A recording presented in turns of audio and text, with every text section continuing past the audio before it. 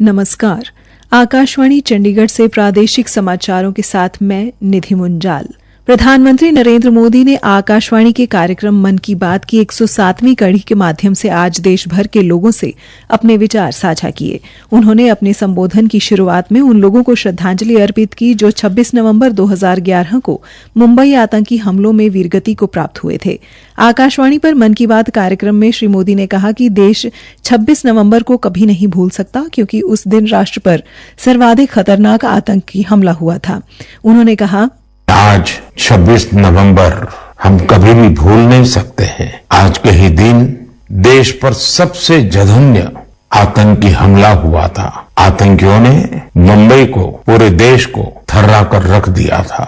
लेकिन ये भारत का सामर्थ्य है कि हम उस हमले से उबरे और अब पूरे हौसले के साथ आतंक को कुचल भी रहे हैं। मुंबई हमले में अपना जीवन गंवाने वाले सभी लोगों को मैं श्रद्धांजलि देता हूं। इस हमले में हमारे जो जांबाज वीरगति को प्राप्त हुए, देश आज उन्हें याद कर रहा है। प्रधानमंत्री ने आज संविधान दिवस के अवसर पर देशवासियों को शुभकामनाएं दी। प्रधानमंत्री ने विश्वास व्यक्त किया कि राष्ट्र एकजुट होकर नागरिकों के कर्तव्यों को प्राथमिकता देते हुए निश्चित रूप से विकसित भारत का प्रण पूरा करेगा। प्रधानमंत्री ने कहा कि संविधान सभा के सदस्यों में 15 महिलाओं को मनोनीत किया जाना प्रेरणादायक था। उन्होंने कहा, संविधान सभा के कुछ सदस्य मनोनीत किए गए थे, जिनमें से 15 महिलाएं थी। ऐसी एक सदस्य हमेशा मेहता जी ने महिलाओं के अधिकार और न्याय की आवाज बुलंद की थी। उस दौर में भारत उन कुछ देशों में था जहां महिलाओं को संविधान से वोटिंग का अधिकार दिया। राष्ट्र निर्माण में जब सबका साथ होता है, तभी सबका विकास भी हो पाता है। स्थानीय उत्पादों को प्रोत्साहन देने के बारे में श्री मोदी ने कहा कि देश की 140 करोड़ जनता कई परिवर्तनों का नेतृत्व कर रही है। उन्होंने प्रसन्नता व्यक्त की कि अब बच्चे भी खरीदारी करते समय ये देखने लगे हैं कि उसमें मेड इन इंडिया लिखा है या नहीं। श्री मोदी ने इस बात पर संतोष व्यक्त किया कि लगातार दूसरे वर्ष दीपावली के अवसर पर नकद देकर खरीदारी करने का चलन कम हुआ है। उन्होंने कहा कि लोग अब ज्यादा से ज्यादा डिजिटल भुगतान कर रहे हैं।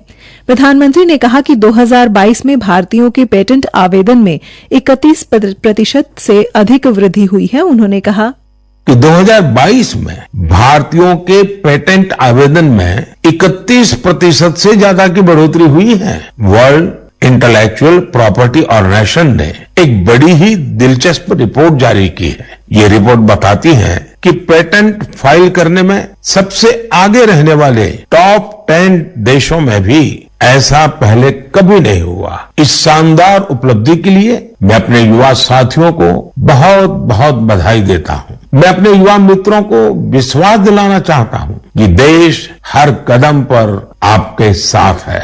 प्रधानमंत्री ने कहा कि मन की बात कार्यक्रम की एक उपलब्धि ये भी है कि इसने रेडियो को घर घर में और अधिक लोकप्रिय बना दिया है। उन्होंने कहा कि उत्तर प्रदेश के अमरोहा निवासी राम सिंह बौद्ध ने MyGov पर पत्र लिखा है। उन्होंने बताया कि वे पिछले कई दशकों से रेडियो संग्रह कर रहे हैं। राम सिंह ने लिखा कि मन की बात के बाद उनके रेडियो म्यूजियम के प्रति लोगों की उत्सुकता बढ़ी है।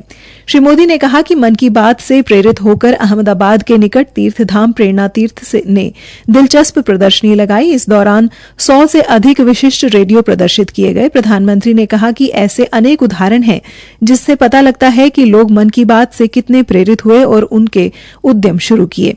उन्होंने कर्नाटक के चामराजनगर की वर्षा का उदाहरण दिया, जिन्होंने मन की बात से प्रेरित होकर केले से जैविक खाद बनाने का कार्य शुरू किया। प्रधानमंत्री ने लोगों को देव दीपावली की भी बधाई दी। श्री मोदी ने प्रकाश पर्व से पहले गुरु नानक देव को भी याद किया। उन्होंने कहा कि गुरु नानक का संदेश आज भी प्रेरक और प्रासंगिक है। शेष समाचार इस अंतराल के बाद।